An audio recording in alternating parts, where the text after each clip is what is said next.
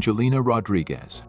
In September of 2000, in the quiet city of Montebello, California, Angelina Rodriguez appeared to be starting fresh. She had just married 41-year-old Jose Francisco Frank Rodriguez a few months earlier, after meeting him while working at Angel Gate Academy.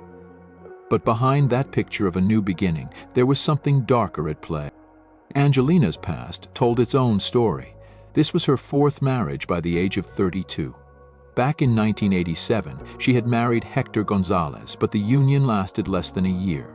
3 years later, in 1990, she married Tom Fuller, and the marriage stretched to about 3 years before ending in divorce. Her third attempt was a brief marriage to Don Combs, which also fell apart not long after it began. Each relationship ended quickly, and her marriage to Frank would prove not only short-lived, but deadly. Only months after saying "I do," Angelina urged Frank to take out a $250,000 life insurance policy with herself as the sole beneficiary. Soon after, Frank began to suffer from sudden, mysterious illnesses. Investigators would later learn that Angelina had slipped crushed oleander leaves into his tea, and after a few days she poured antifreeze into his Gatorade. On the 9th of September 2000, Frank was found dead. This wasn't the first tragedy tied to Angelina. In 1993, her 13-month-old daughter, Alicia, died after a pacifier nipple lodged in her throat. Angelina sued the manufacturer and received a financial settlement. No charges were filed, but prosecutors later pointed to it as part of a disturbing pattern, lives ending under her care, with money following. On the 7th of February 2001, she was arrested in Paso Robles, California. Her trial began in 2003 in Los Angeles County. The jury heard the evidence, the poisoning, the insurance policy, and even attempts to silence a witness. And in January 2004, they found her guilty of first-degree murder with special circumstances, and guilty of trying to dissuade a witness. Judge William Pounder sentenced her to death by lethal injection, calling her crime exceptionally cruel and callous, and saying her guilt was an absolute certainty. For 2 decades, Angelina lived on death row at the Central California Women's Facility. Then, in November 2024, her death sentence was overturned after the courts ruled her lawyers had failed her at sentencing. Prosecutors chose not to seek death a second time.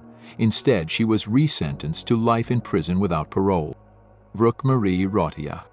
On the 28th of August 2006, inside a quiet motel room in Riverside County, 2 men, 22-year-old Marvin Gabriel and 28-year-old Milton Chavez, found themselves at the mercy of Brooke Marie Rotia. What began as a meeting ended in horror. Both men were beaten, bound, and suffocated. Their mouths and noses were covered, taped over, and they were hog-tied with cords, tightly binding their hands to their ankles. Brooke and her accomplices watched until the men stopped pleading. Brooke, who was just 26 at the time and a former sex worker, had lured Marvin and Milton under pretenses they didn't doubt. In that room, alongside 2 other people, her boyfriend Omar Tyree Hutchinson and another woman, Franchune Diol Epps, each playing a part in the cruelty. Prosecutors would later say the crime was a merciless one, with victims beaten, hog-tied, and left to suffocate as the perpetrators consumed drugs, unmoved by their pleas for mercy. When the case went to trial in Riverside County, the evidence and the brutality spoke plainly. In June 2010, the jury found Brooke guilty of 2 counts of first-degree murder and a special circumstance of robbery, making her eligible for a death penalty. By the 22nd of October 2010, the judge had heard enough. Describing the killings as particularly cruel, Judge Helios J. Hernandez sentenced her to death. He referenced not just the violence, but the premeditated nature of the acts. The hog-tying, suffocation, and total disregard for human life went far beyond what was needed to rob or escape. Today, Brooke Marie Rotiers is one of the women on California's death row. Kristen Rossum. Her story unfolds in San Diego, California, where she worked as a toxicologist for the county medical examiner's office. Born in 1976 and raised in Claremont, she grew up bright and ambitious, but her path was never steady.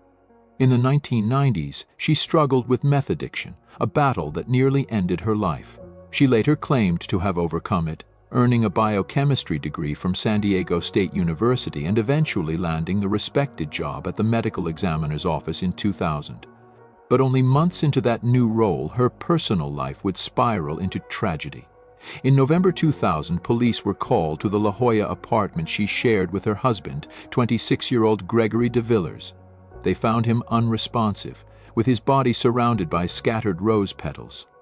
Kristen told police he had been depressed, hinting he may have taken his own life. Toxicology tests, however, told a different story. Gregory had been poisoned with a lethal dose of fentanyl, a drug Kristen had both the expertise and the access to obtain. Investigators also uncovered her affair with her married supervisor, Dr. Michael Robertson, and prosecutors argued that Gregory had discovered the truth. They said she killed him to keep him from exposing her affair and possible drug use, staging the rose petal scene as a haunting reference to the film American Beauty. In June 2001, Kristen was arrested and charged with first-degree murder. Her trial began the following year, in October 2002. Prosecutors laid out the forensic evidence, tying her directly to the fentanyl, while her defense clung to the idea of suicide.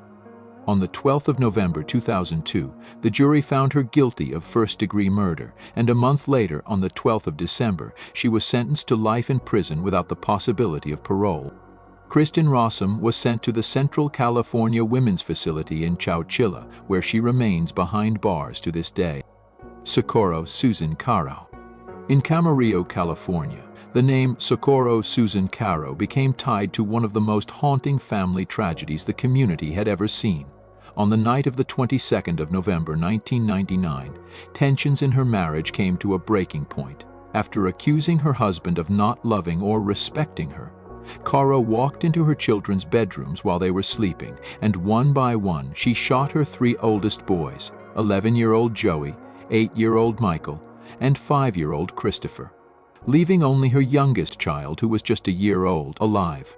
After killing her sons, Caro turned the gun on herself and pulled the trigger. Surprisingly, she survived the attempt, though only after 2 brain surgeries.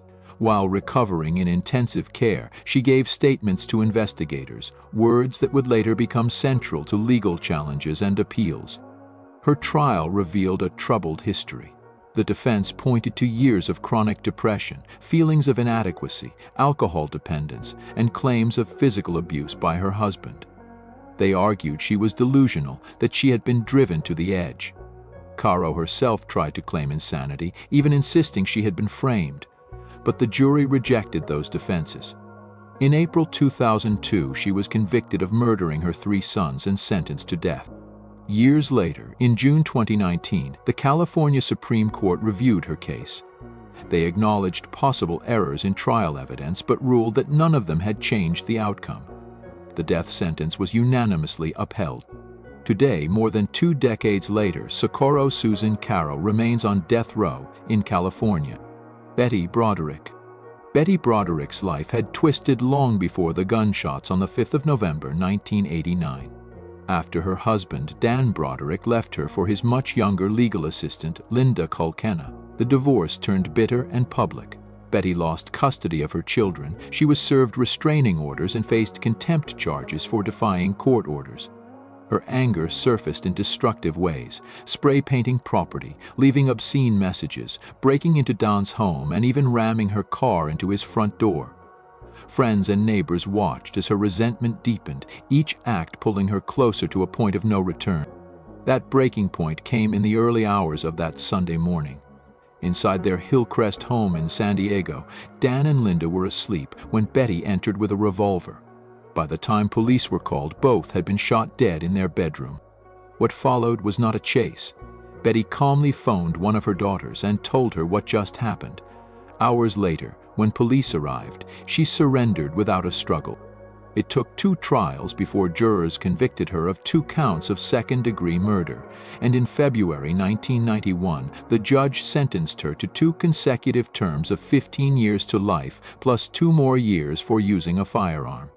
Betty was first housed at the California Institution for Women in Chino, but was later transferred to the facility in Corona, where she has remained ever since. Cynthia Lynn Kaufman. Cynthia Lynn Kaufman's name became infamous in California in the late 1980s, tied to a string of violent crimes that shocked the state. On the 30th of August 1989, she was convicted of the murder of 20-year-old Corinna Novus, a crime that prosecutors said was part of a broader spree of kidnappings and killings carried out with her boyfriend, James Gregory Marlowe. It began in November 1986. Kaufman was 24 years old and Marlowe had just been released from prison. He was tied to white supremacist gangs, and together the pair drifted across California, leaving a trail of terror. Investigators later said their crimes included abductions, sexual assaults, and murders. 4 young women would lose their lives before the spree was stopped. On the 7th of November 1986, their violence escalated in Redlands, California. In a shopping center parking lot, they targeted 20-year-old Corinna Novus, forcing her into her own car at knife point. She was bound and driven into the desert near Victorville, where she was strangled to death, and less than a week later, they struck again, killing Linnell Murray in Huntington Beach. Authorities would eventually connect them to the earlier killings of Sandra Neary and Pamela Simmons. Kaufman and Marlowe were arrested on the 14th of November 1986. Kaufman quickly tried to separate herself from Marlowe's actions, claiming she had been coerced, trapped by years of abuse, and too afraid to resist him. But when it came time for trial, the jury did not believe her defense. In 1989, she was found guilty of first-degree murder with special circumstances in the killing of Corinna Novus and sentenced to death. Today, decades later, Cynthia Lynn Kaufman is still on death row at the Central California Women's Facility in Chowchilla. Carrie Lynn Dalton.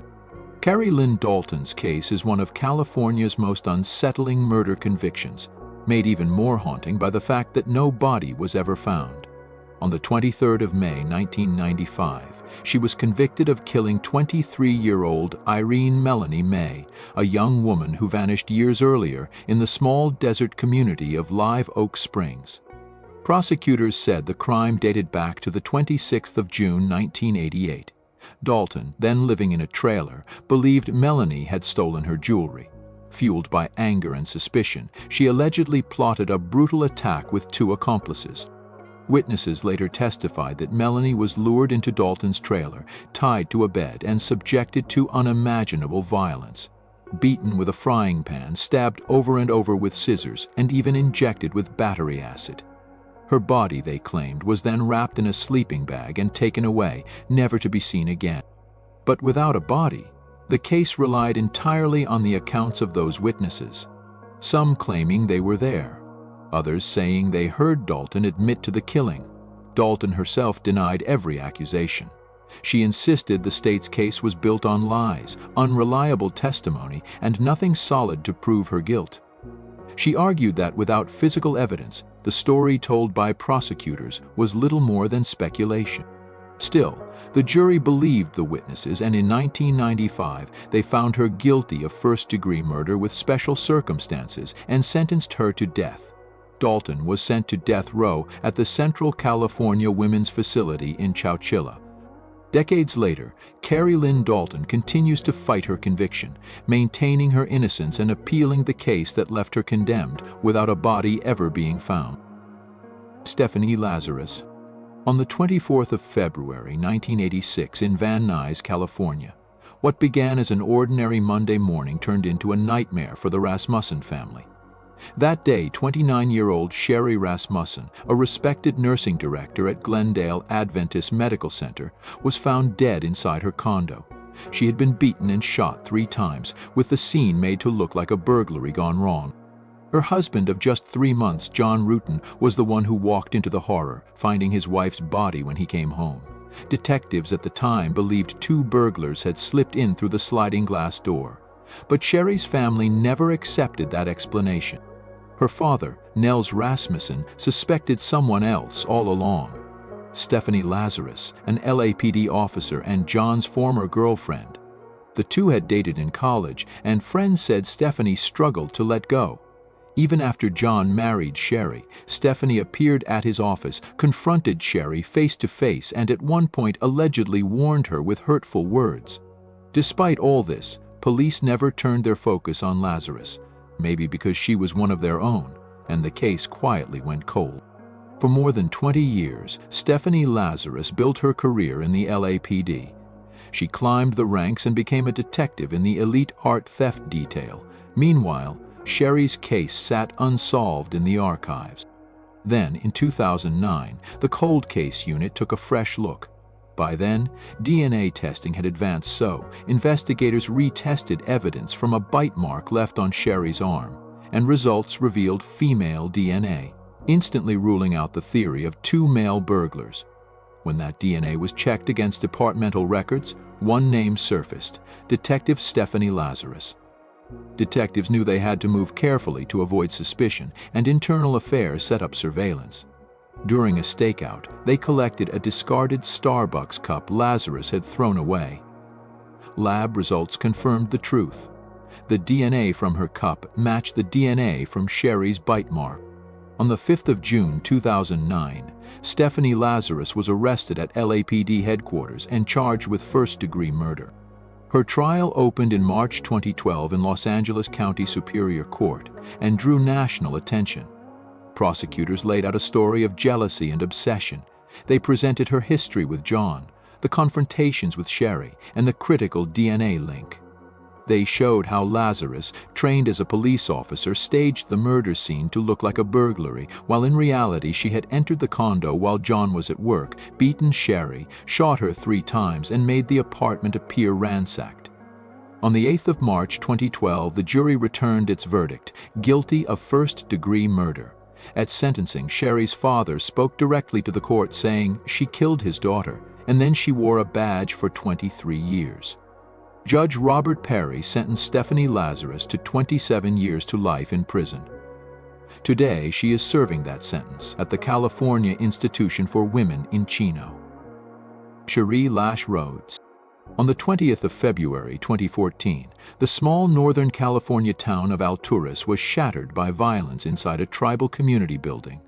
A meeting of the Cedarville Rancheria Tribal Council had been called to discuss the possible eviction of 44-year-old Cherie Lash Rhodes. But instead of answering questions, she pulled out a handgun and opened fire. The first shot struck her brother, Rurik Davis, then her niece and nephew, and finally the tribal administrator. When the bullets were gone, she grabbed a butcher knife and began stabbing. By the time police arrived, 4 people were dead and 2 others were wounded. Witnesses described panic as council members fled into the snowy street, some chased by Lash Road herself before she was subdued. Once the chairwoman of the Cedarville Rancheria, she had clashed repeatedly with family and council members over housing and control of tribal affairs. Neighbors later recalled a pattern of bullying behavior, conflicts that grew sharper as her authority slipped away. That eviction meeting was meant to resolve one of those disputes, but instead it ended in massacre. In December 2016, a Modoc County jury found her guilty of 4 counts of first-degree murder and 2 counts of attempted murder, along with special circumstance allegations. The following April, the court sentenced her to death, plus 150 years to life for the surviving victims and enhancements. Today, Cherie Lash Rhodes remains on death row at the Central California Women's Facility in Chowchilla. Tanya Nelson. On the 21st of April 2005, a horrifying scene was discovered inside a home in Garden Grove, California. 2 women were found dead: 53-year-old fortune teller Jade Smith and her 23-year-old daughter Anita Vo. Both had been stabbed repeatedly, and their bodies left in pools of blood. Investigations started, and the murder was quickly connected to 45-year-old Tanya Nelson, a North Carolina resident who had traveled across the country to confront Smith. Nelson, deeply involved in Vietnamese spiritual practices, had relied on Jade Smith for advice. But when the predictions and guidance failed to bring her the outcome she wanted, Nelson grew resentful, and with the help of her accomplice Thuong Nguyen, she flew to California, plotted revenge, and carried out the killings in Smith's own home. The evidence left little doubt, as detectives found airline records, financial transactions, and witness accounts tying Nelson to the crime. Thuong Nguyen, who acted as an accomplice, also stood accused alongside her. Prosecutors argued that the murders were planned and driven by anger at Smith's failed fortune-telling. In 2010, after a lengthy trial, Tanya Nelson was convicted of 2 counts of first-degree murder with special circumstances, along with burglary charges. The jury recommended the death penalty, and the judge agreed, sentencing her to die. Her accomplice, Thuong Nguyen, received a sentence of life in prison without parole. Today, Tanya Nelson remains on California's death row at the Central California Women's Facility in Chowchilla. If you enjoyed this and want to see more interesting videos, I'm going to be posting every day on this channel. I would really appreciate it if you like and subscribe. Thank you very much.